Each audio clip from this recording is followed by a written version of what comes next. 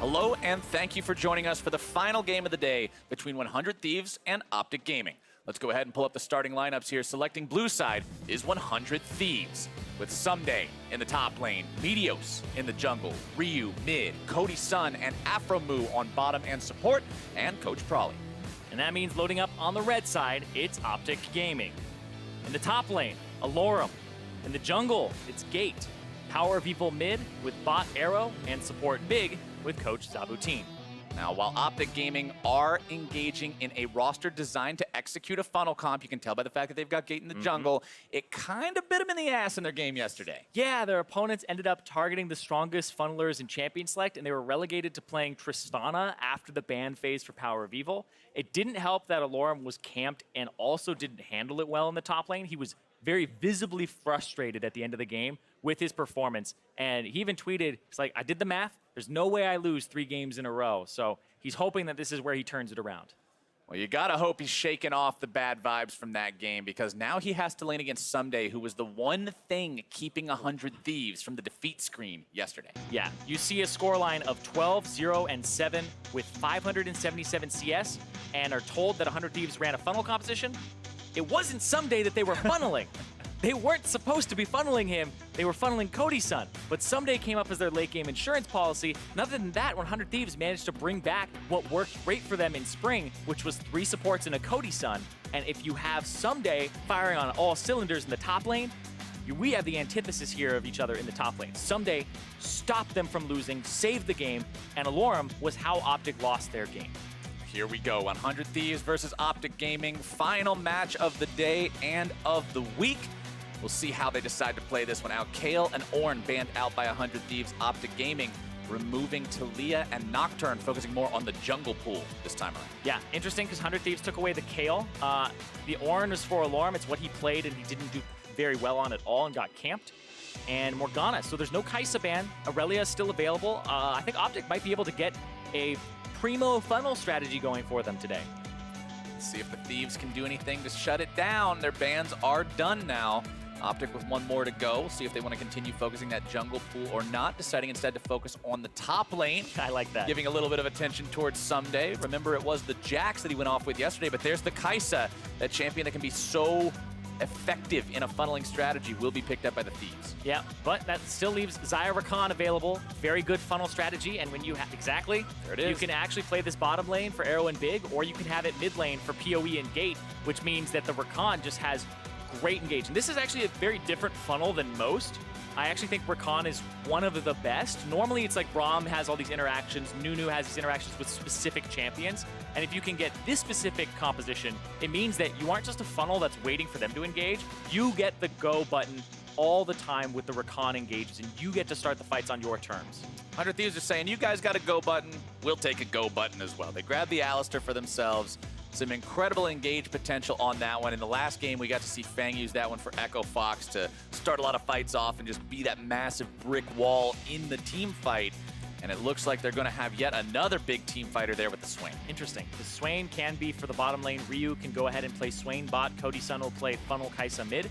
And Swain plus Alistar is actually pretty reliable for getting your combo off.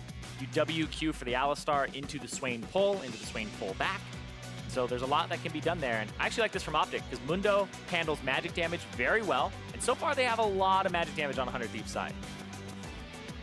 Mundo, one of those champions that seems pretty much pick or ban these days. Very, very strong in the top lane. Safely can farm underneath turret, can be a huge threat later on in the game. And it was actually OpTic that went up against Mundo and refused to build grievous wounds against him, which is not a decision I can get behind. That's one of those instances I was talking about last game where some of the itemization comes into question in Summer Split so far. But as we get into the second part of the bans, the Mundo will be on OpTic's side this time around, as Darius is banned away. Yep, Darius actually quite good into the Mundo early. Lucian banned away, making sure that they don't run any kind of fast strategy where they swap it out and play a bottom lane here for the Xayah Rakan. But you will want potentially another marksman here for OpTic, but at the same time, that's actually really interesting, because they're mostly physical damage now. You got some Mundo magic damage in Yeah. Reavers. but having a mage would diversify your damage profile enough. So I wonder if that's what they will try to do here for OpTic. Or if they would just go all in on physical damage and say, we're going to last pick our last champion, whether it's a mage or a marksman, and they'll pick their second support here if it is a funnel strategy for OpTic. Well, they do ban out the Lulu, so they're not looking to pick that one up for themselves, but they do want to keep it away from the Thieves, who could support a Xayah with that, and 100 Thieves will take out one of those funnel staples in the Braum. OpTic, what's it gonna be? We are expecting another support-style champion here for this fourth pick. Yeah, because they're running both big and gate, if they pick something like a jungler, it's like, who's gonna jungle? It's like, yeah, which guy actually pilots this? But instead, Tahm Kench locked in. Tahm Kench, this leaves pretty much, I would say, in terms of funneling champions that you can run. Nunu is really good for 100 Thieves here. Meteos would play it and just buff up and multiply the Xayah's stats. Nunu and potentially Taric, but Taric is mostly a Master Yi combination. So I would expect the Nunu here if they're going to run the Alistar bottom lane. 4 seconds. Ooh, okay. Something's We're going to see been the popping up. Fiddlesticks here again. Nice. See that one from Smoothie last game. It didn't end up netting Cloud9 the win, but he did have a couple of good plays on it. We remember the great escape bottom lane as he ran away using the passive, and the ults in team fights can't be underestimated either. That combined with the Swain means you've got a lot of AoE damage over time. Yeah, and Fiddlesticks is just incredibly good against funnel compositions. Can use it to fear the primary damage source. And when one person is doing 50% of a team's damage, if you fear them for 2.25 seconds, I believe is what it is, It's a long time. they run away, and that's all. That's a big dip in damage. 100 Thieves will lock in the Gangplank as the final pick, so we'll see that one in the top side, Swain in the mid lane, Xayah Fiddlesticks bottom. OpTic Gaming giving the fans a little bit of false hope there with the Teemo hover. I don't think that one's going to go through, audience. I'm sorry to disappoint you. Couple other things they could choose between, and Varus is the ultimate lock-in here for OpTic. So Varus is actually more of a PoE champion, I would say, but I feel like the better funnel is the Xayah with the Rakan, and then having the Varus Tahm Kench be bottom lane. It's just like musical chairs right now. Yeah, they're just swapping everything around. I'm pretty sure they're just memeing on everybody because I'm not 100% certain what's going on there, but Yeah. PowerOfEvil will take the smite, like you said. Seems more like a Varus champion. Is Arrow, or They swapped it. maybe not. Okay, I'm not going to talk till they load in. Yeah, it's just the combo of Xayah Rakan, I think, is just better when they're together. So unless you're going to run Tahm Kench jungle with the Varus, You can eat as the minions funnel, I and don't spit them know. out other places. We saw Meteos do it yesterday. You walk up to the wolves, you eat them, and you spit them somewhere else. I mean, it'll work, but It doesn't do a lot of anything. It's mostly just annoying, but you can do it. regardless, we have funnel versus funnel right now, where it's going to be Allorim playing Dr. Mundo, Gate and PowerOfEvil are going to pilot the Xayah Rakan combo being funneled, and then it's Arrow big in the bottom side with the Varus TK. And on the 100 Thieves side, looks like Ryu will be playing the bottom lane Swain in combination with, I would assume, Meteos, to be honest, because I think the Alistar is a better champion for helping the funnel alongside the Xayah, because he's going to apply the stacks. I think aphromoo is going to be the person who's roaming around with Cody, because it makes more sense to me to have the support and bot lane player be the mid jungle in the funnel strat. For some reason, when I was looking at 100 Thieves comp earlier, I just completely hovered over the Alistar and thought that this looked standard for a second. And then I recognized, oh wait, 2 supports. Fiddlesticks doesn't actually jungle for real anymore. So Nope. we'll see how these two funnels collide in this final game of the day. Cody Sun on that Xayah. This is, for me, this has become almost the trademark champion of this kind of strategy because it just executes it so damn well. Ooh, and a little bit of a slight mix-up here that I personally really like and dislike. I dislike it from a stats perspective. How are you gonna, you like it and dislike it? I like it from a stats, I dislike it from a stats perspective, but I like it from a fun perspective. Okay. And it's lethal tempo for Xayah. When Xayah first came out, I was running lethal tempo on her all the time because she can easily break the attack speed cap when she gets her items. You get enough attack speed with 100% to get her the E evolution, and when you use the supercharge, you'll typically max out. So when you have lethal tempo, and lethal tempo, a lot of people haven't used it. So you first do damage, then it winds up over a second, and then you have the attack speed, and you can break the attack speed cap. What Xayah does is you hit somebody with a W, you have the lethal tempo activate, then you are in with this gigantic amount of attack speed. And lethal tempo's been buffed over time, so the bottom end has been brought up, so it's very effective early on in the game. Lethal Tempo also on Varus there for Arrow, so we'll see Lethal Tempo versus Lethal Tempo this game as Nobody wants to do anything crazy at level 1. We're not going to see an Echo Fox versus Cloud9 level 1 start at the red buff. Instead, both sides will just make sure that their junglers, I'm doing air quotes for those of y'all that can't see it, are getting off to a good start, grabbing that buff. Yeah, but you gotta watch out on the bottom side. Actually looks like Arrow took a decent amount of damage coming around the corner. And Meteos, yeah, threw out the Dark Wind. Ryu has the E. And this is the duo Crow bottom lane. Well, these Crows, at least OpTic hopes, won't be as effective as the level 1 Crows were in the last game, when everyone's just running around in the jungle. Generally a lot less likely to be so in lane when you've got the minions to bounce around on.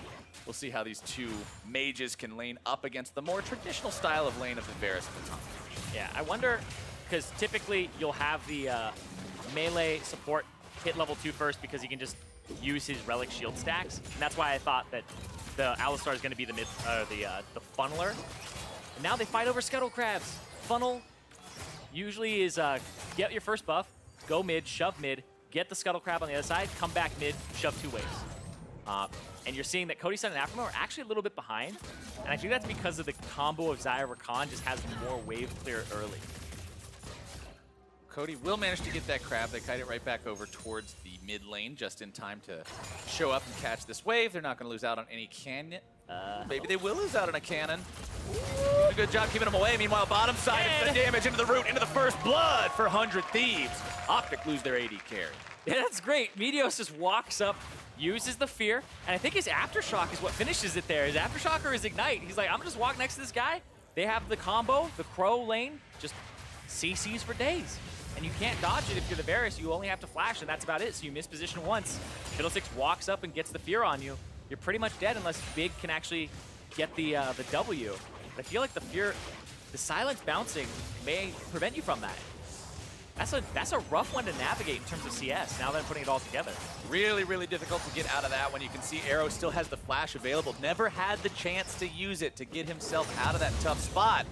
PowerOfEvil now grabbing his own blue buff. Let's take another look at the play. I see this one more time. That's a great route to start it off. He gets gulped, so he has it on cooldown. And then Meteos walks up. Boop, boop, boop, boop, boop. Flash, fear, pull, into the... Oh, man. Yeah, There's and no way. Big got silenced there, too. So even if he wanted to, he couldn't have actually given him the big gulp there. The big gulp. That's a good one. I like that. PowerOfEvil will just continue pushing up, utilizing that early push power of the duo like you were already talking about. 41 CS compared to 35. That'll catch up, but Cody's just a little bit behind in terms of getting those minions into his pocket. More Crows bouncing around on the bottom side as Ryu and Meteos appear very comfortable in this lane. Yeah, they're going to have a lot of pressure. Double mage bottom lane is very oppressive. I think people are always talking about Xayah can just kind of 1v2 the lanes. Now you have 2 of those champions. 2 Xayahs. 2 champions that can reliably CC, but also just take over the lane in terms of pressure. Still 100 Thieves. They're only up the value of the first blood. Wow. And actually not even that because it was first blood with assist money. So wait, OpTic isn't letting anybody run away with anything just yet. I'm like sitting here like, it's almost like I'm mind blown by the fact I'm like, wait, they have a marksman and a support mid lane. Literally, bottom lane just moved to mid. That's all that happened in the meta. That's it. Just moved bottom lane to mid, and then your bottom lane became, another support. The jungle's a dead roll. What am I doing? What am I doing with my life? Rip. See you later, jungles. As they manage to move themselves towards the mid lane now, we could see a lot of blood, but maybe not. This is actually hilarious to me when I just see like 2 funnels against each other, because it's literally just your duo laning in the mid lane, and you're just taking farm from the camps that are around you in your proximity whenever the waves are being pushed or you have some time. That's actually what it is. So I'm thinking like funnel has actually existed since the beginning of time in League of Legends. It was literally just called bottom lane. Bottom lane and funnel, the great mystery is solved. We finally got to the bottom of it. Investigation successful. As that bottom lane that has now been changed to mages for one side continues to just farm up back and forth. Ryu hits level 5 there as the tongue comes out. Finds its way onto Meteos. Meteos got himself a nice little cannon minion there. So, oh, yeah. Dark Wind. Oh, whoops, sorry, man. Didn't mean to take that one. I mean, puts your Spell Thieves on cooldown, so feels bad, but... I'll trade it for a cannon minion. A lot of damage coming out on the Arrow there. Ryu unleashing the burst. The Death's Hand slowly but surely getting closer and closer to being that constant pressure tool so weak for the first couple levels. Reminds me a lot of like a Vlad Q, where it doesn't do a whole lot early on, but then as you scale up, it just becomes this spammable, constant threat. Gate moves his way back towards the mid lane. Doesn't want to look to make anything happen here just yet. Level 6 on both of the AD carries. This is usually the gentleman's agreement of funnel compositions. It's you farm, I farm. You farm, I farm. Back and forth until somebody makes a big positioning error or you fight over scuttles. But usually it's just, all right, I see you there, and tip my hat, and you can go ahead and clear this wave. And as I clear this wave, you go get raptors or red, and then you just go back and forth with it. But something I want to talk about here that we haven't touched on is the top laners in this. When you're running a funnel composition on either side, I feel like these are really good top laners to run against a funnel. Because GP is saying, okay, if they don't have a jungler, I'm never going to get ganked, which is one of the biggest weaknesses of GP is that he's gankable and you shut him down early. So he's like, I'm just going to parlay farm for free forever. No jungle help can actually come up here, and I'll scale at the same rate, almost the same rate as somebody who's getting funneled. And then Dr. Mundo is saying, all right, well, I can actually survive all these matchups with cleavers and just CSing under turret. So good or bad matchup, doesn't matter. He's going to be able to scale for later and actually absorb a lot of the damage from funnel composition. So I think these are actually two very good ones to run. And I want to see how Ssumday affects these fights with his ultimate, because Varus and Xayah both really, very much so, dislike the ultimate from GP because they have There's no way out. Some way to actually, like, they have to use one of their primary abilities, like the Feather Storm or even just the Flash, to get out of it. Ssumday also on a carry means he's got the potential to go completely crazy like we saw from him in yesterday's game. The 4-man Jack stun to save the Nexus when all hope seemed lost. It'll be hard to top that performance, but if there's a champion to do it, Gangplank would probably be that champion. Mundo, not exactly as big of an amazing flashy playmaker, but there's something to be said about just running into 5 people and not being dead. There is a lot to be said about that. It's very helpful when you buy space for your team and you can actually just create this big zone. Issue, though, is this lane will typically go the way of the GP because it's hard to actually kill the GP, whereas you can just parlay and get free gold from Klepto over and over again. Yeah, any champion that would just run at Gangplank, he just throws a barrel down, keeps one setting behind him, and can detonate it at any point to disengage you, so... Not exactly a lot of threat there for Allorim, who is doing a good job staying caught up in farm, though. When we were talking about how these two may seem mismatched based on yesterday's performances, Allorim's not just allowing Ssumday to completely smash the lane. Of course, Ssumday is up in gold. That's the nature of Gangplank. That's the nature of Kleptomancy. But Allorim's 2 CS behind. Yeah. GP kind of cheating, printing money all the time. Feels really bad because you're like, I'm even, but you're actually behind. Yeah, even's not even. You have to get the GP behind to actually be even with him. But something I actually want to see here is I'm looking at builds very intently because we've been seeing a lot of just Stormrazor early for people like Xayah. And I want to see if he goes for Warrior into that because he has the makings of the Caulfield's Warhammer. And on the opposite side, Cody Sun. Okay, good. He's going for the Rage Blade first. I actually had a big issue with the Echo Fox game when it was OpTic going for the, was it Blood Razor into the Nashers, into not even completing Rage Blade. I thought that was actually wrong because Rage Blade changes your combat pattern in general. Because there's so many passive abilities that have a prerequisite of hit X number of times, 5 times, 3 times, 3 hit passes, etc. And it becomes so powerful when you can cycle that no cooldown passive over and over again, and it just changes the combat pattern in general. And that's one of the things where combining CC with Kaisa and having people apply Plasma for her makes her feel like she's even more broken because the composition plus the Rage Blade will really feed into her strengths. Well, your observation of the 2 longswords for the Warhammer was correct. You are seeing Power of Evil with the completed Warrior enchantment on top of the Skirmisher Saber. And I want to point out the use of Skirmisher Saber, especially in a funnel composition, when you know there's one guy whose damage is going to be massive in these fights, dropping the red smite on him, preventing a percentage of that damage from coming through, can make a much bigger impact than it otherwise would. Bottom side, seeing a little bit of blood down here. Big takes some damage, pops the thick skin to ignore a little on the back end, but Ryu and Meteos still always looking.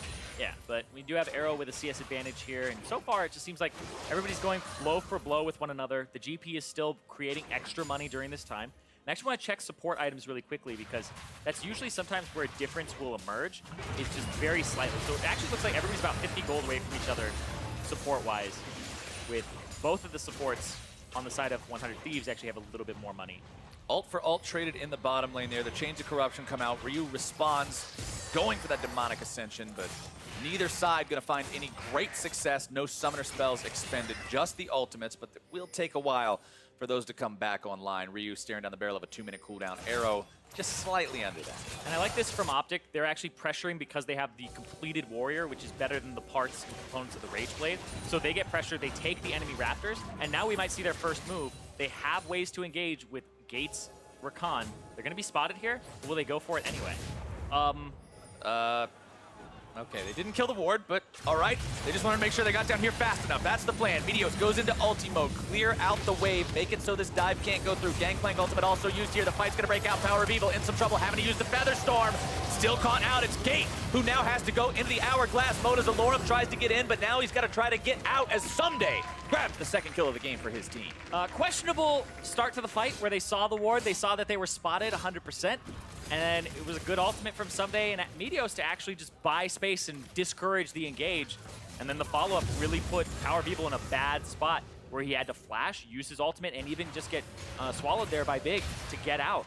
Nice interrupt on the back there from Ryu, making sure Big can't just leave whenever he wants to. 100 Thieves in control of the game here so far. That fight went very well for them. But like you said, the introduction was a little bit sketchy from OpTic. This team needs to make sure they're being more coordinated with plays like this. Let's take another look at exactly how it all went wrong. Yeah, I like that from Meteos. He gets the ultimate off. That's actually PowerOfEvil's E on cooldown as well. And then Meteos gets the fear onto him. And then, yeah, he has to Feather Storm, flash, and get picked up by Big there to not die. Which is big because as long as you can stay alive as the funnel, it's great because you don't have your CS ever fall behind. But it means the Rage Blade is completed now for Cody Sun. I like the idea from OpTic to use their power spike because they had the warrior over the Rage Blade components. But it's the execution and the fact that they were spotted on the blast cone and went anyway, and then it was delayed, just made it go all awry. The heart was in the right place. The brain was catching up. We'll see how 100 Thieves can continue to make things happen this game. Though remember, that was more of a punish. That was more of, you're doing something that we're able to turn around and not allow you to succeed with, where as opposed to, hey, we're gonna make this play of our own. Yeah. We're gonna try to find our own successes. Instead, they're punishing their opposition's failures. They are ahead right now. First Drake is mountain yet again, so nothing that either side is really willing to go to battle for just yet. Yeah, it was a absolutely great punish there from PowerOfEvil onto Gate, sacrificing him with the blast cone. Surprised they didn't call the play off in general. Yeah, I feel like walking over the ward is generally a pretty bad sign. They wanted to go for it. I really like Meteos also just using the Fiddlesticks ultimate. Clears out the wave. If they don't dive you immediately, it clears out the wave. If they do, you're already in ultimate. Yeah, and Ssumday did the same thing where throwing it on the minion wave was the ideal strategy there. I also want to know what Ssumday's going next here in his build, because it looks like he picked up a longsword to potentially go for something like Sterix. I actually think a lot of GPs have been going Stormrazor, because once you get Stormrazor Trinity Force, you always crit your barrel. And so you get way more cash faster at that point, because you hit this breakpoint where you're actually just one-shotting the caster minions every time, and sometimes even just the melee minions, depending on if you're ahead of the curve or not. But yeah, Stormrazor plus Trinity Force as the first two items on GP makes the cash just roll in. I believe it's his highest win rate in solo. All right, we'll keep an eye on exactly how that itemization goes down. Ssumday does a good job progging the barrel there, exploding that onto Allorim before he manages to smack it down with his cleaver. Stopwatch is available for Allorim's Mundo. Can still use that one in an upcoming team fight. If we're looking across the board, Stopwatch also available for Ryu. Very big tool there for the Swain. Arrow has one of his own as well. Very important items to keep your eyes on as we crest the 15-minute point, as we get into the part of the game where we're going to see these bigger fights as opposed to just skirmishes. Those actives can make all the difference in the world. Cody Sun, level 11, almost 12 on this Xayah. Like you said, Zyrene, he's got the Rage Blade. He's not stopping off to make a jungle item purchase. He doesn't need that. Instead, he's scaling towards the Nashor's Tooth. I actually think the jungle item is mildly useless on her. Especially like Warrior, I think that going for Runic Echoes is good. And I also think that going for the Blood Razor is okay, but not that early, because attack speed is like a multiplier stat on other stats that you have. And the Nashor's Tooth is the one that... so like, I'll just explain Xayah's build really quickly, where it's like Rage Blade changes your combat pattern. Professor Zyrene. Rage Blade changes your combat pattern and makes it so like the on-hit cycle faster. The AP from Nashor's makes it so your W's hitting harder, and there's an AP ratio on Nashers, which funnels into Rageblade. So getting Rageblade, Nashers, and then your other multiplier item of Death Cap is massive. Because i.e. Death Cap and Rageblade are like the 3 multiplier items of other things that you have, right? And so having both Rageblade and Death Cap in your build as soon as possible means Rageblade is feeding into the Death Cap ratio, they feed into each other because they increase the AP, and then that all ends up funneling into the Nashor's Tooth on hit and your passive. So multiply.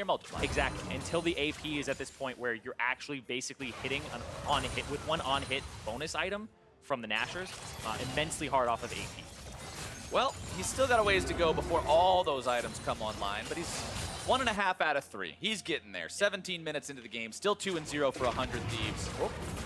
The Chains of Corruption find their way on to Ryu. Wants to try to save the ultimate if he can. Pops the flash instead. Big decides to devour up that enemy support. Meteos in some trouble, having a flash away.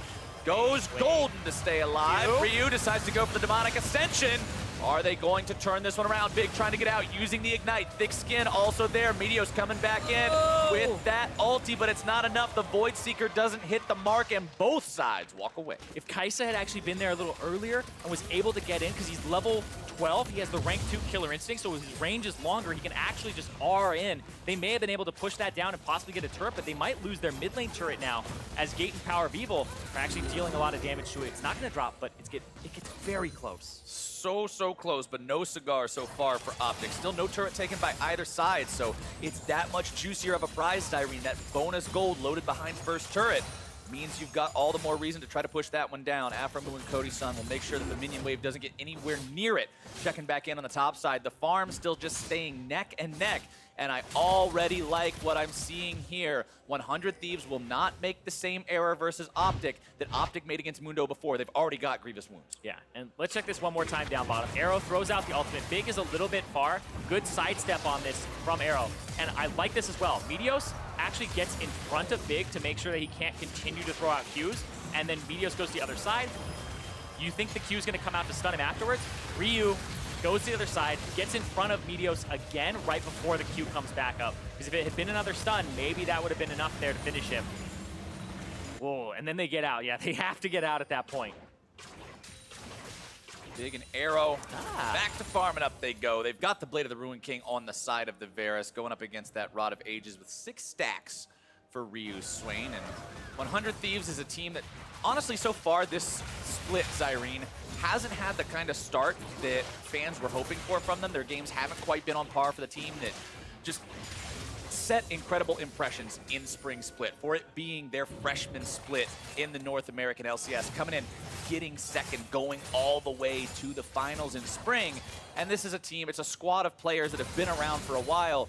They obviously want to find that stride, hit that success, and start racking up those points. But I remember 100 Thieves having a really rough start last split, where it took them a while to get online, and I believe it was like a mirrored start where they went like, I don't even remember the record off the top of my head, but they had a bad record in the first half. Then the second half, they were just dominating, right? And 100 Thieves, we're saying they had a bad start to it, but if they win this game, we're literally sending 3 teams all tied for first place to Rift Rivals at 4-2. There are 4 teams, if the 100 Thieves win this, tied for first place at 4-2. 3 of them are Rift Rivals teams. So I would feel like the league as a whole is trying and experimenting a lot of things and seeing what fits for them. But also you have to learn how to play against other teams that are playing something that might fit their style a little better too. And that's what we were talking about when we mentioned the funnel compositions earlier, is how you play against them by attacking the side lanes, getting ahead through that method instead of approaching the problem just head first and banging your skull into it until you end up having to fight a 6-item enemy carry. If you attack the weak points, it can generally work out better. And that learning process is obviously still ongoing for everybody across all these different leagues. There's so many different ways to play League of Legends right now that can all find chances to win. Yeah. As Gate eats a Void Seeker there. 100 Thieves, they know that the Drake is infernal. They know that they've got a lot of champions that can benefit from those bonuses, especially Xayah, since she's one of those hybrid style champions that gets both AD and AP payoff. They'll take that one down. Yeah, and I'm looking at her right now, and we just saw the lethal tempo actually go off with an unstacked Rage Blade with lethal tempo. She's at 2.4 attack speed with just these 2 items. So she'll actually hit 2.5 with lethal tempo, her levels, and these 2 items, and especially if you stack the Rage Blade. So she's going to go past the attack speed cap and make a lot of use of it. The issue that I had with it from a stat standpoint was Fleet Footwork is super good, especially when you don't have a lot of protection like Lulu, etc. Fleet Footwork has an AP ratio on it that's been buffed, and you're building primarily AP on the Xayah late game. Speaking of what you're building, the Storm Razor for Gangplank. We're calling back to what you said earlier. That is the second item fully completed for Ssumday. And as he's setting these barrels off for guaranteed 715 damage crits, the minion wave just evaporates. Yeah, and he also has the Executioner's Calling, and so I really like that from him, buying that very early on. That's what the Longsword went into instead of the Sterix we talked about. And then the Storm Razor sets off the barrels as a crit everywhere. And playing GP a few times, one of the most frustrating parts was 30% chance to crit my barrel, and then sometimes you crit it, sometimes This barrel might be really good. Yeah, it might mess up your minion wave sometimes too. But now having the consistency of the Storm Razor so that it's always critting it during the laning phase makes it feel really good as a second purchase. Plus, you've only got a 1.44 second delay on it, so if you're not actually just running in and constantly attacking people, you're going to have the Storm Razor proc almost always available. Yeah, you're going to have it on every single parlay that's 3.5 seconds if all you do is walk up parlay and then just keep doing that. So you'll have it every single time. Pirate with a samurai sword turns out to be a pretty good combination, Xayah. Hey, man, there were pirates in the seas over there. Crossover episode, don't worry about it. As Allorim continues pushing up in the bottom lane, level 14 on the Mundo. Sunfire Cape plus Spirit Visage means he's got resistance against everything that 100 Thieves could throw against him, but this is still a very damage-heavy lineup with the Swain, the Xayah, and the Gangplank. Sometimes in these funnels, you just see it as, okay, you kill the one guy, kill the guy getting all the resources, and then the threat is essentially gone, but not for the side of 100 Thieves. aphromoo going in, looking to start this one off. Ssumday calls down the Cannon Barrage as Ryu goes in, Demonic Ascension, ready to go. Arrow channels the arrow, tries to fire it back. Ryu's going to be taken lower than anyone else in this fight so far. 100 Thieves can't find anyone. Yeah, and seems like PoE, he's like, I gotta get out, gotta get the hell out of Dodge. Blew the ultimate, backed up even further. Arrow blew his flash because Ryu did, and now that's gonna be mid-turret going over to 100 Thieves. We're finding ourselves in a pretty even game here. Another Void Seeker comes out, just disappears right before it would have hit Arrow, but 100 Thieves finally get themselves on the board in terms of turret count, taking that one down in the mid lane and keeping that gold practically dead even 24 minutes into the game. Yeah. Stopwatches and Zhonya's Hourglasses online all over the place. Fully completed Hourglass for both Ryu and Meteos. Huge items for those two champions that want to activate the ult, throw themselves right into the middle of things, and then still have that time that they can buy to make sure that they get value out of those big abilities. We're seeing pretty much dead even here. It was at 345 CS for both the mid laners, but it is PowerOfEvil being about 600 gold up. A lot of that's from the first turret versus the assist, or the turrets that came through for OpTic as well. And he's already got his 3-item spike. One of the things is you funnel because you want to get this guy to these gigantic power spikes. You don't funnel early game champions normally. You funnel mid-late game champions, Trinity Force users, marksmen, etc. People who scale incredibly well. Because you get them to 3 items by 24, 25 minutes, and then they can just pop off. And it's not just the champion, it's the player as well. PowerOfEvil is the guy. Chain of Corruption comes out and misses there from Arrow, but PowerOfEvil is the guy who so often when we've seen OpTic have games that end up being tough losses, he's the reason why it was a tough loss as opposed to just a loss. This guy has done a lot of heavy lifting for this team. He's proved himself as an incredibly talented player, and now he and the rest of OpTic are deciding it's time to start up the Baron. Ssumday does have TP available to come towards this, and OpTic just don't have enough damage to rush it down. It's not actually a good bait for them either, because Ssumday's going to get some time on this turret, time on the wave, and then as they answer Ssumday, they're going to lose Baron control, lose mid-wave control, and now it's going to be kind of free reign for 100 Thieves. So OpTic basically just tried to dance with the Baron. They lost a turret for it, and they also lost the position on the Baron in the future. 100 Thieves up 2,500 gold thanks to those gains. Also have control over the entire Baron pit now. You can see their wards placed down along the backside of the pit. Meteos sweeping any vision away. There's none there right now, but of course he doesn't know that as he places some wards of his own down in the pit. And now it's going to be a 100 Thieves engaging yet again. Cody Sun trying to get in there, make that damage happen. They've managed to get big in a really bad spot, seeing if they can maybe take him down. They've already got him at PowerOfEvil too. That is 2 big picks coming out for the side of the Thieves.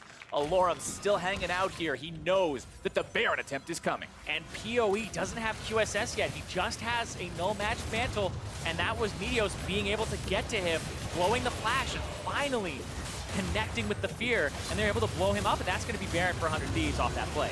Easy secure there. Cody Sun has learned the way of smite on the mid lane champion. We saw that not go so well the other day. Now he's got it down. There's the setup. You see right on top, that's a Ssumday ultimate on top of Arrow. Arrow has to get out, and then Meteos flashes in. Ssumday is now just popping him up, and Xayah drops PoE. Can't do really anything there. And it's the low mobility of the composition coming into play.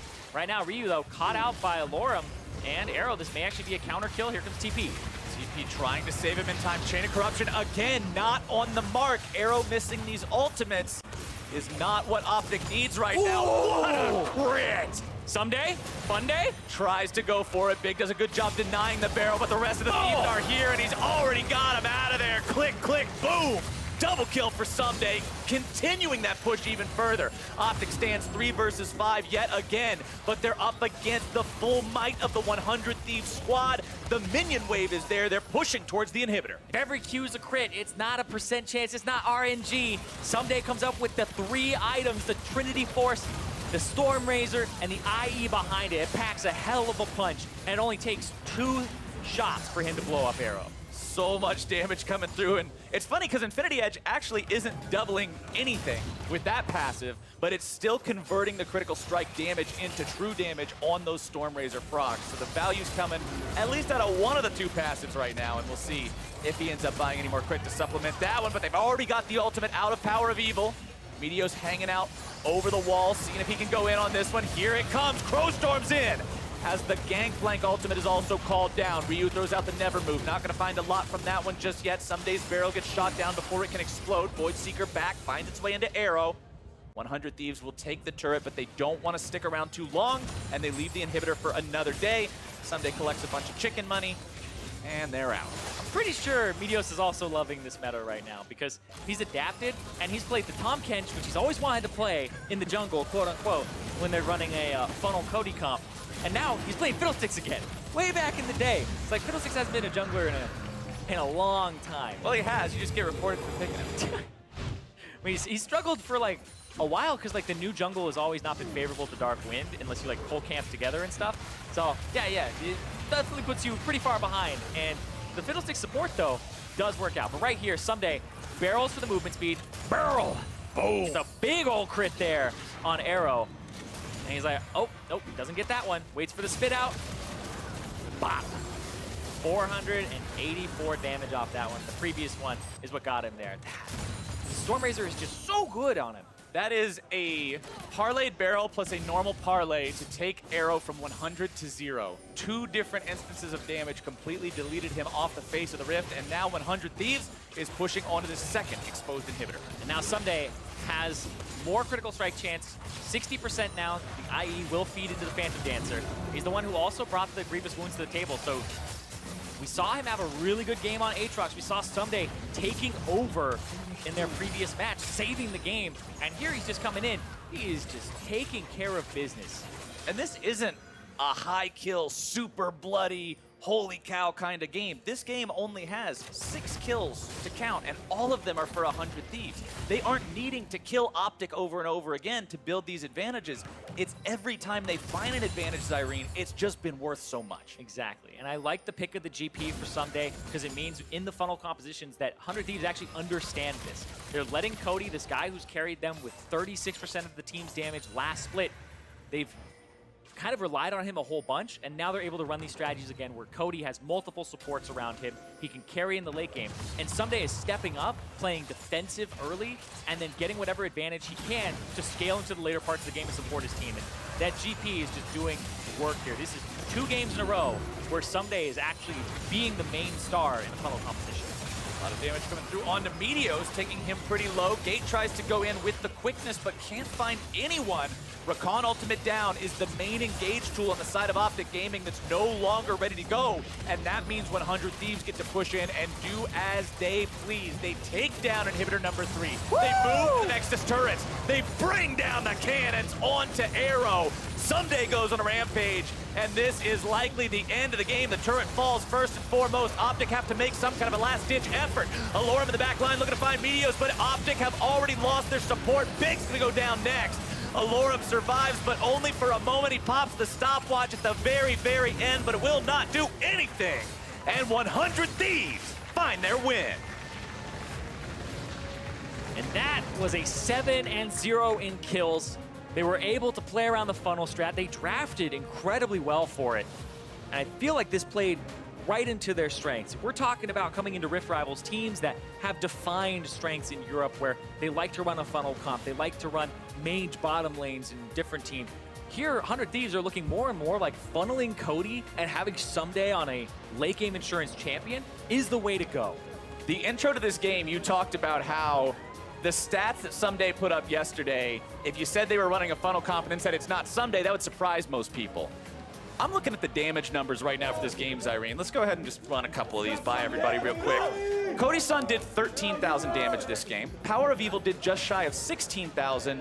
Ssumday did over 21,000 damage on the Gangplank. Now, granted, he's got a big meatball that he's constantly putting bullets into with the Mundo, but without the funnel, without the extra attention, this guy is still shining time and time and time again without that jungler to sit there and try to shut him down. Yeah, and the GP pick, I loved when it came through because the GP ultimate is something that Varus, Xayah don't really like dealing with, and OpTic picked the Varus afterwards. And we saw even there, it was just GP pulling up the Glock, hitting him, and then the ultimate came down. He basically, at the end of the game, Arrow had 1,600 total HP.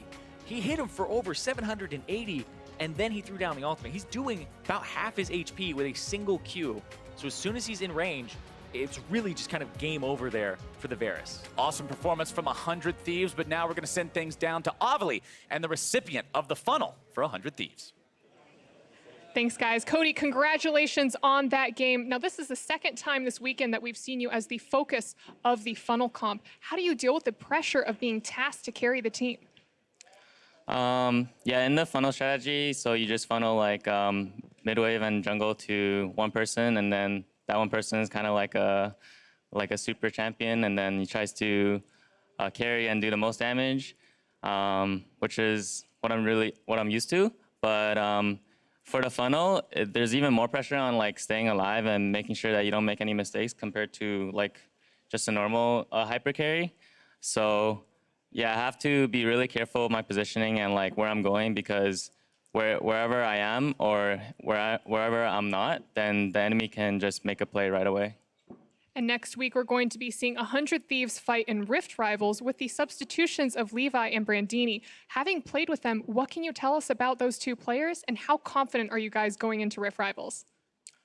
Yeah, so like I scrimmed with our academy team for a day, and it was pretty fun. I think everyone in academy works really hard and has a lot of drive to try to like be the best and make it into LCS. So yeah, with Levi and Brandini, we're just gonna see how the team like fits with those two players, and then going into Rift Rivals, I think we're probably gonna do all right.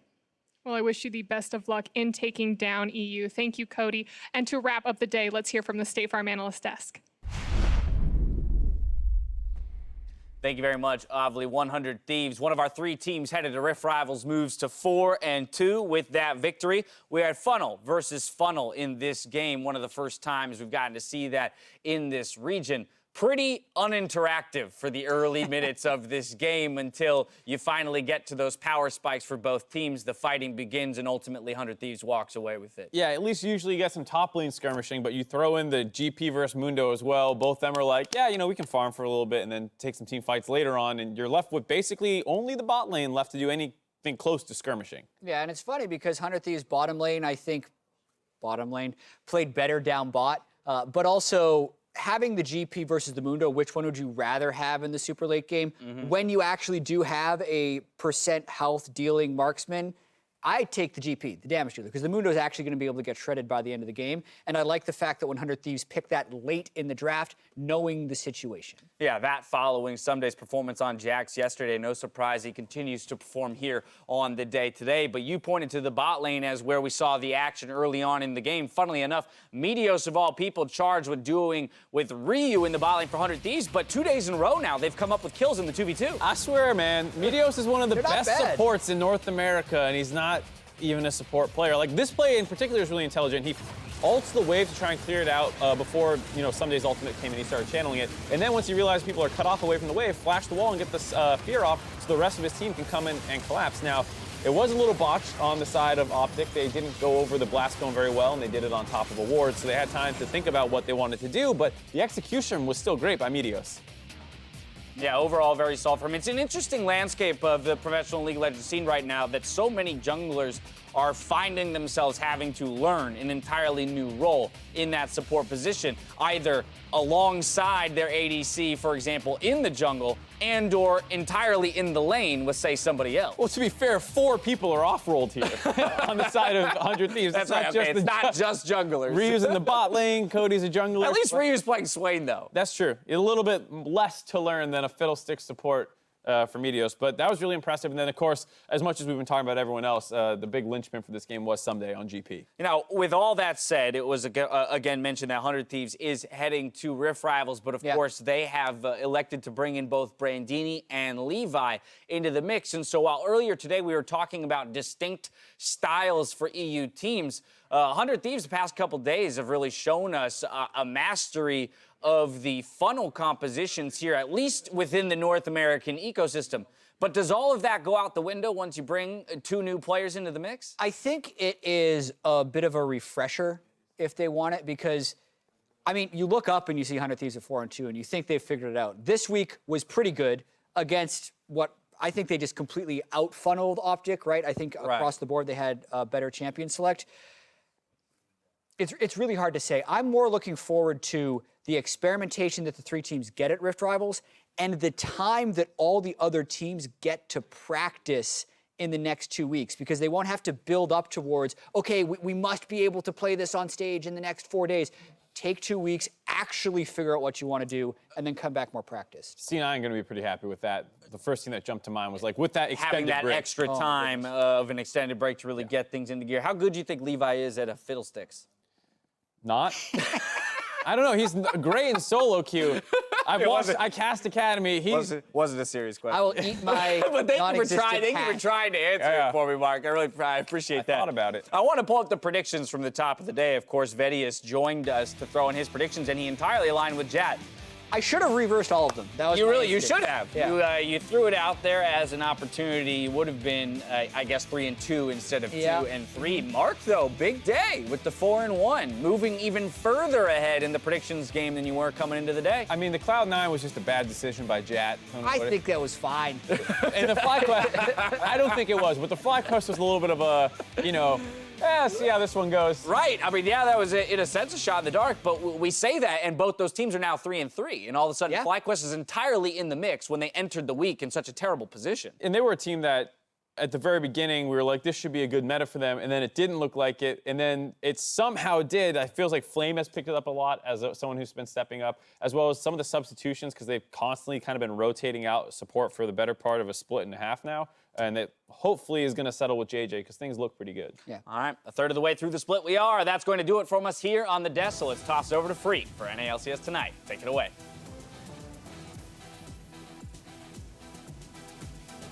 Thank you very much, Dash. Hello, everyone. Welcome to NALCS Tonight. I am indeed Freak, joined by Kobe on the far side and our special guest, Golden Glue from from Cloud9. How you doing?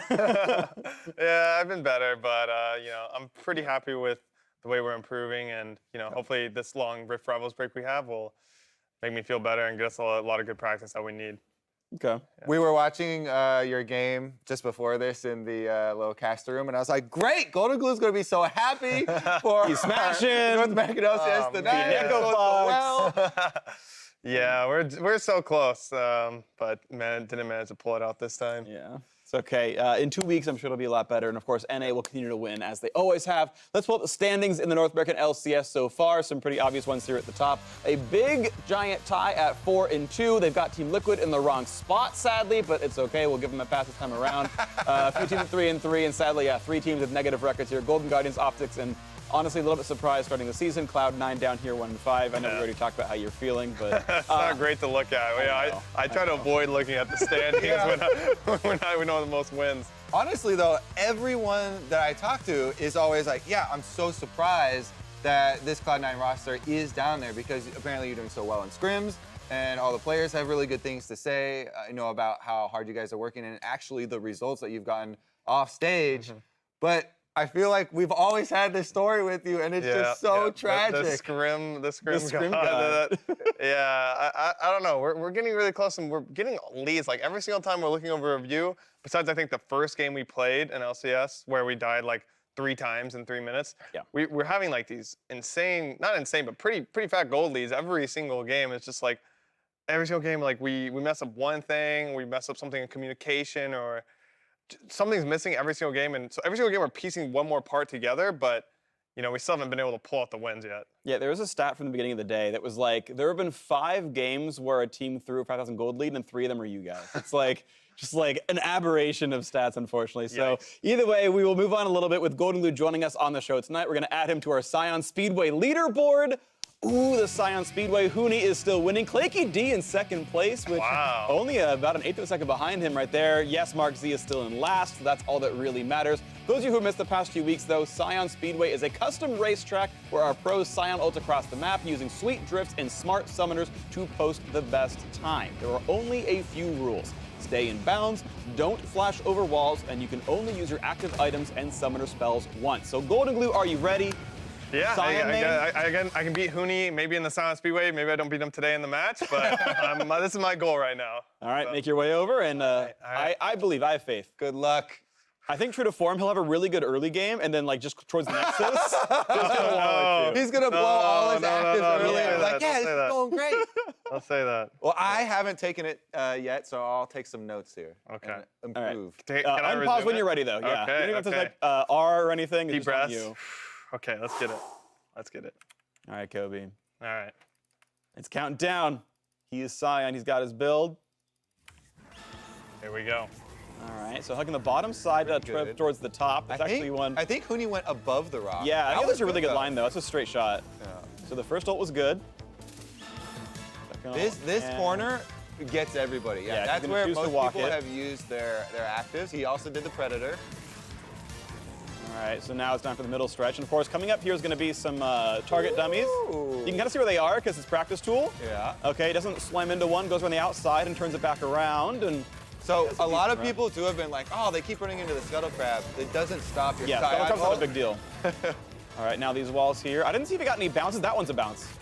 Tries to turn around a little bit. He's going top side here. Actually, cuts the corner pretty short. Damn good. That's a really good run. 44-ish seconds. That felt pretty good. Yeah, that felt pretty good. That was smooth, dude. That felt good to watch. All right. All right, yeah, just walk on back. Okay, awesome. That felt good to watch. I think we might have I felt pretty confident about that. That felt pretty good. I did a couple warm-ups, and I think every single thing I tried to do there went well. Yeah, also, like, I noticed, like, there were 2 or 3 different turns you took differently. Like, you went on the bottom side of, like, the base at the very beginning to get through there. And you stopped short and went on the top side inside the enemy base as well, so. Oh, look at that! Oh, he won! Blasted him! Something you also did differently than Biofrost was you didn't run into any of the walls. Bio hit about 7 different walls. That's why we see him down there in 10. Maybe I should have tried that strategy out. I don't know. I was going for more like the bounces off the wall, because if you hit it at a certain angle, like perpendicular, it doesn't actually stop you. Right. I remember actually, I was playing Scion mid. I was one of the first ones to play it, and I would just go into custom games, and I would just Scion ulti. Like, I had so many different Scion ults where I could Scion ult from like mid tier 2 to like bottom tier 1 on blue side, like through the jungle. And because I think Scion, the hardest thing is actually his ultimate if you're playing it. Right. Because most of the other spells are pretty straightforward. You scream at them. you yell at some giant axe. You got a shield.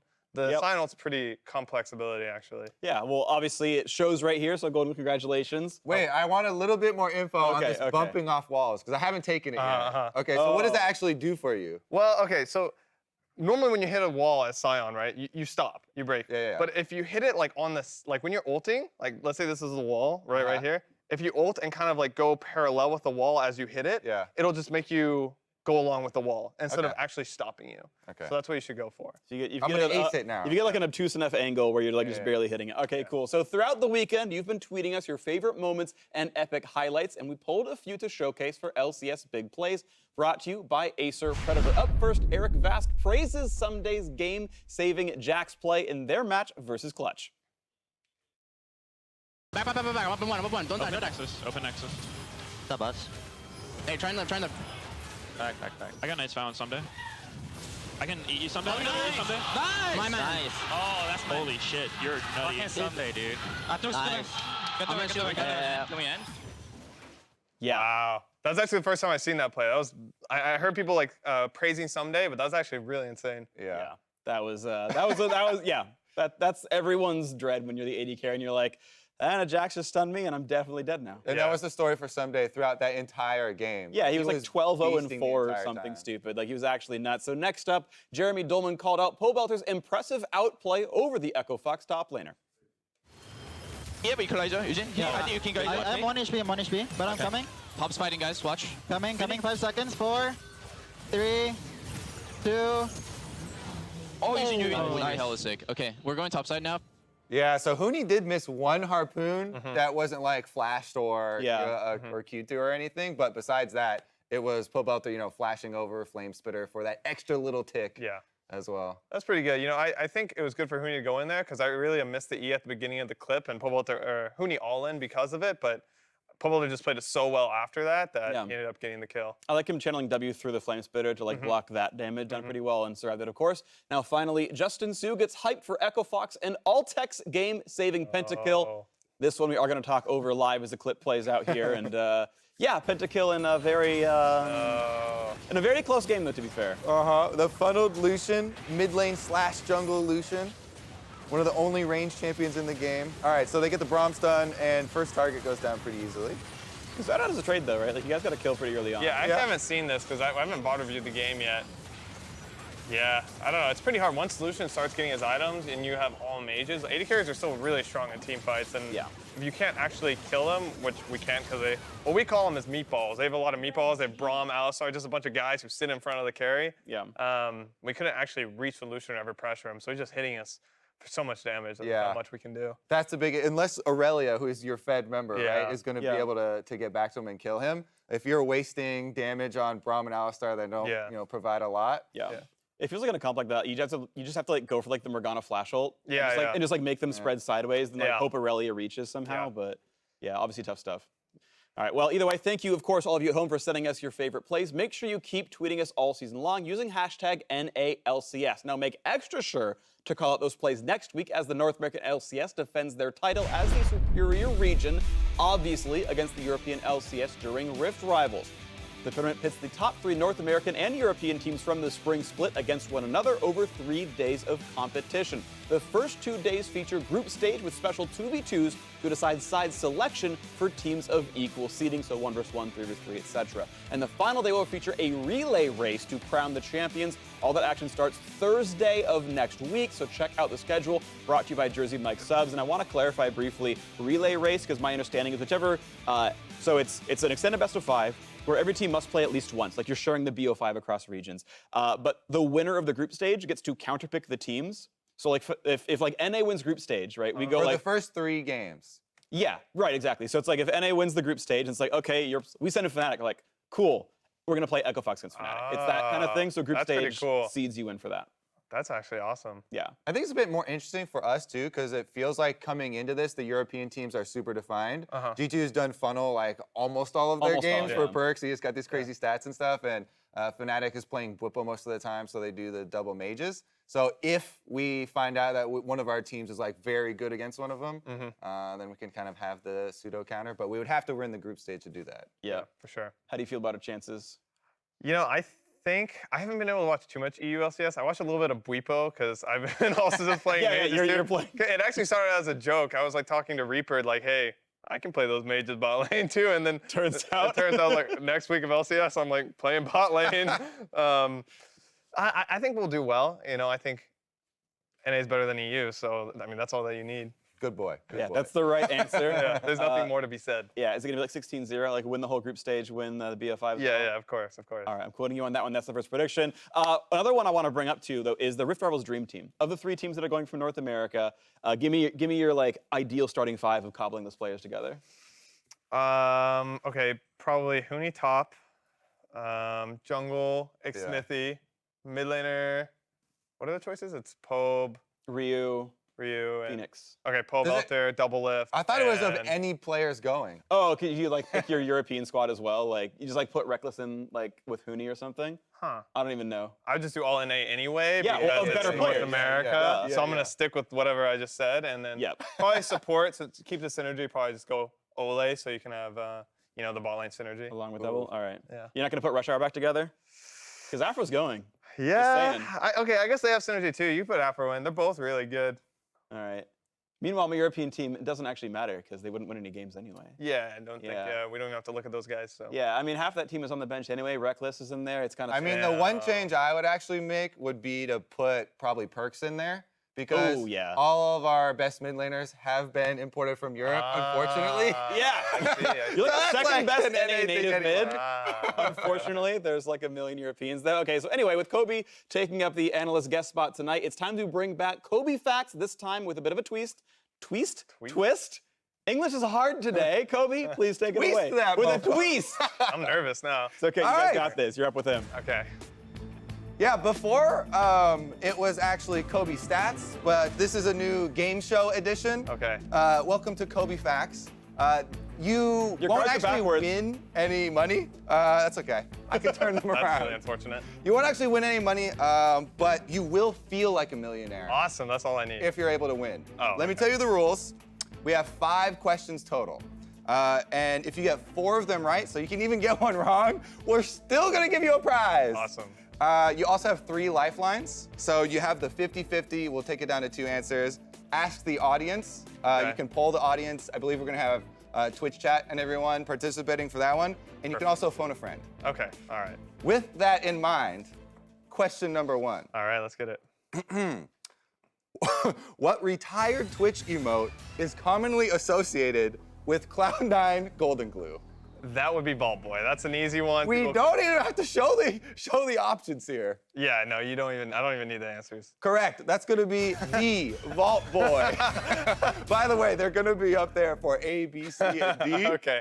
Well done. All right, I'll take it a little slower. Honestly, though, if you've seen the show, like if you get question number 1 wrong, you're doomed. Okay. Question number 2. Are you ready?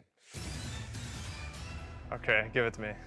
What is Golden Glue's most played champion in the North American LCS? And this is all time. What is your most played champion? You have 3 lifelines. Okay, I know it's either between Talia and Orianna. Can I phone a friend? I like to phone a friend on this one because You can phone a friend. I would love to. All right, we're gonna use this lifeline. Please phone a friend for Golden Glue. Where's my friend? Oh, hello? There it is. There he is. Hey, buddy. Hey, Jet. I'm gonna double check real quick. Jet for stats. Yeah. I assumed it was Orianna as well, so I think you should go with Orianna. Okay, Yeah. Good. I was between those 2, but Orianna's my answer. Is that your final answer? Orianna is my final answer. Final answer B, Orianna, is correct. Well done, Jet. I can always count on Jet for the stats. All right, we're gonna move on to question number 3. It's on the same card. Are you ready? Yep. How many unique players have started for Cloud9 in the North American LCS all time? Oh my goodness, okay. Sneaky's one of them. Yeah, okay, it definitely has to be more than 12. It's definitely not 5. It's either 12 or 14. Can I get the 50-50 on this one? You can get the 50-50. Let's take away 2 answers. Okay, you are left with 14 or 17. This is the main roster. Yeah, main roster.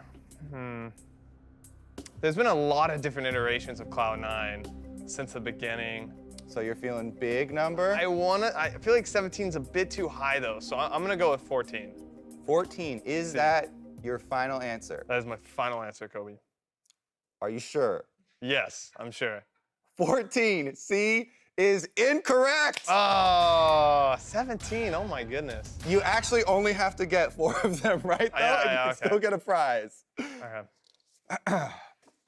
Oh, no. Those extra Academy guys, I mean, they just screwed you. There's too many. It's too many to count. All right, question number 4.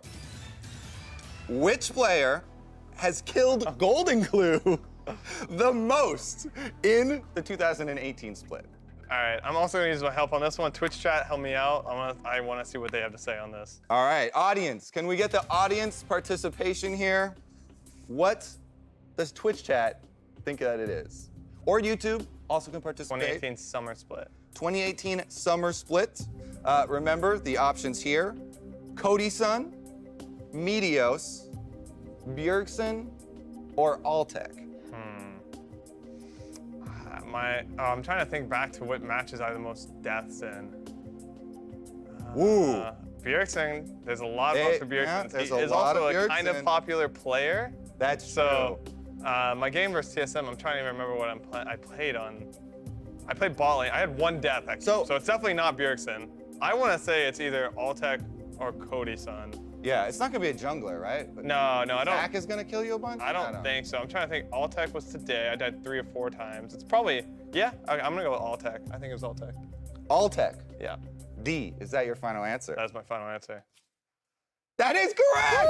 You're still in it! I die a lot, yeah. The answer is D, OpTic.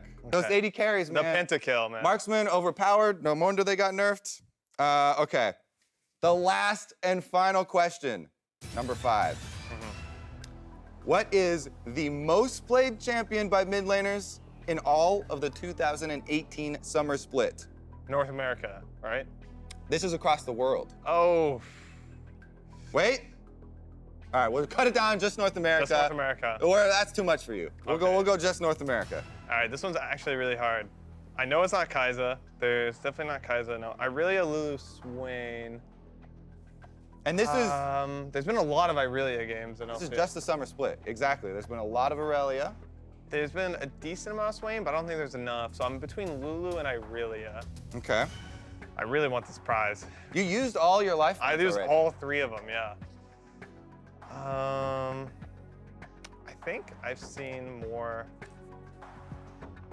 Honestly, I should probably just 50-50. Let's say I see more Lulu.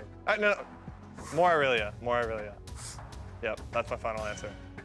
C, Aurelia is your final answer. That is my final answer. You did it!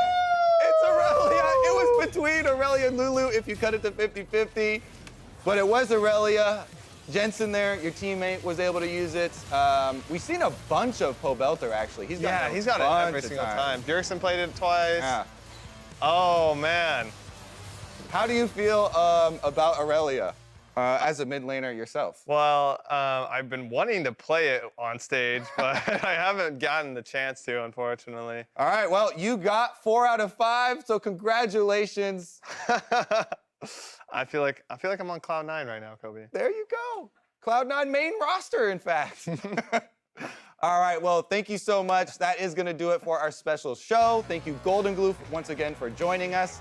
And congratulations on your victory, even though you weren't able to get the match victory today. Yep. This is just as good. I won Scion Speedway and I won a Vault Boy trophy. I won everything but my match today. Can't carry their team. On behalf of myself, all of the casters, and the live broadcast crew, thanks for watching, and we will see you next week for Rift Rivals as they take on Europe. For our brothers to the north, happy Canada Day, eh? Lots of attention for Haunter. There's going to land the pillar. Oh, no, he got stunned by Lolo.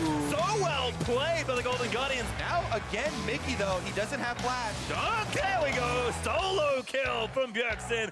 Let's go. Here comes the dunk. Bjergsen going to line it up. Burn on a rampage, takes down the Crocodile match, forced to flash away, but Ben collects a triple kill. TSM demolished Golden Guardians. Damage into the root, into the first blood for 100 Thieves. Good job denying the barrel, but the rest of the Thieves are here, and he's already got him out out of there. Click, click, boom. Double kill for Ssumday. No, don't die. I got that. No, bad. End game. Okay. Nice. Yo, if I just ulti, they can look to stream it top. No, I doubt it. Don't have to show some. Yo, Shen, he's like that. Darshan, watch out. I think we have to kill these two and get him. Oh, we can kill. Tank can you? Oh, okay, he's dead. I got Brom here. Gonna try and take it down. Centaurus is so low. The Thorn lands in. Centaurus looks for it. Finds it with the spikes. Madness, base. It is. Good job, guys. My bad. I could have carried harder. Solo rotates his way over to the fight now as well. Ole's gonna be deleted. And Clutch Gaming pull Liquid's card. Devil is forced to run over the wall, but Solo's right there. And Double Lift is out. Aqua looking for the chance. Maybe drops some big damage here in the fight. Oh! Guns Double Lift down over the wall. Feminine grabs the kill onto Foe Bouncer. Both Clutch Gaming carries already killing their counterparts. Impact gonna be in some trouble now. We're a weird team. I know, seriously. We're such a weird team. Why are we so stupid but so good at the same time? We'll see how much work Scaring can do up here in the top lane, going for the level 2 game. As Hoonie takes down Licorice. Stun comes through from Licorice, finding its way onto Hoonie, and whoa! Goes the dynamite. Good up, baby. Nice. Good up, Johnny. Oh, nice. Good Johnny. Nice.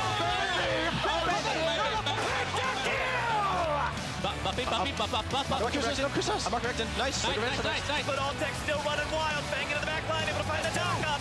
It's a double kill for Echo Fox, making 3, making 4, and Cloud9